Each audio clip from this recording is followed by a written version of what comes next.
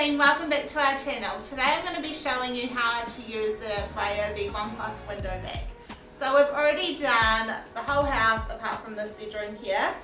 We're really impressed with the results. It makes window cleaning a lot less daunting and less time consuming. So the kit comes with an 18-volt battery that you can use with 80 tools across the range. I love how this kit comes with a detachable cloth. You can just chuck it in the washing machine when you're finished. To begin, you use the detergent and spray bottle to spray the product onto the microfibre cloth, and then you wipe the window with it. Then you use your window vac to vacuum off all the product off the window. There's no rule to how you do this. You can do it horizontally, vertically, you can do it in circles if you want.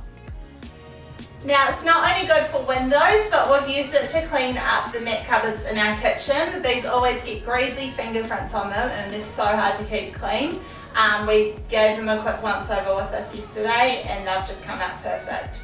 We've also used them on our splashback tiles, mirrors, and I think it'll be great over winter to get up all the condensation off the windows.